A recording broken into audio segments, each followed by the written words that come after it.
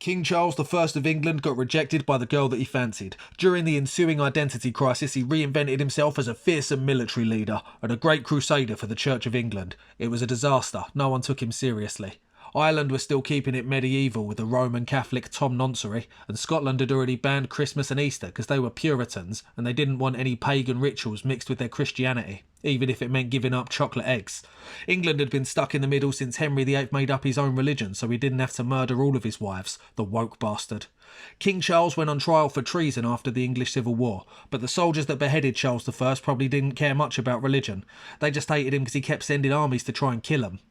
Oliver Cromwell led the rebel army that won the Civil War and chopped off the king's head. He then appointed himself as Lord Protector, a position that he made up on the spot. With the tyrant lizard king dead, it was time for a brand new reign of terror. And during his reign he made loads of unpopular decisions, most unforgivably closing the pubs.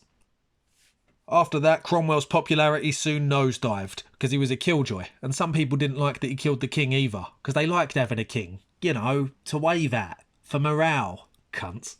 Cromwell's Puritanism made him as well liked as a plague rat in a chamber pot. He was basically the 17th century version of an incel, but the fun sucker eventually died, probably of boredom because he banned everything fun, like Christmas and smiling. He was buried in a flashy gold-studded coffin and his son Richard became the new protector. But Richard sucked so bad people actually wanted the monarchy back. 2 years later, when Charles II restored the monarchy, he had Cromwell's corpse dug up and kicked along the street like a tin can, along with two others. One was the judge that sentenced Charles I to death, and I don't know about the third one because I couldn't be bothered to look it up. The three corpses were dragged to the gallows for a petty revenge hanging. As I mentioned, Cromwell had already been dead for 2 years at this point. The other irrelevant fuck had been dead for nearly a decade, so he would have been so crusty I doubt anyone knew who he was.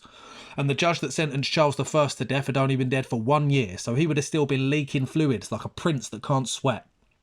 The rotten bodies were hung, and after their posthumous execution, their heads were chopped off, just to be sure. A post-mortem beheading of some dudes who were already double dead seems like overkill, but Charles II had daddy issues. And besides, Cromwell had risen from the grave once before. It took 8 blows of the axe to sever Cromwell's head, which is typical because he was a right stubborn bastard. The bodies were dumped in a pit where Marble Arch is now, at the bottom of Tyburn Gallows. The gallows aren't there either, so you just have to imagine they were opposite the Wagamamas. There's nothing there to commemorate the exact spot where the gallows were, but it's exactly where this plaque is, to commemorate a random tree. I don't know what fucking kind of tree that was. It had strange fruit that was rotting on the vine. They put the 3 heads on 20-foot spikes on top of Westminster Hall to send a message. You may have died, Cromwell, but you're not off the hook that easily.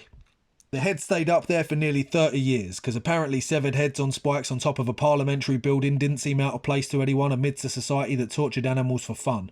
Between the freak shows and public executions, there was so much dogfighting, bull baiting, bear baiting, badger culling, cock pelting, fox hunting and prostitute murdering that everyone was just having too much fun to notice that the bloodthirsty inbred monsters that controlled society had decorated another one of their castles with dismembered body parts.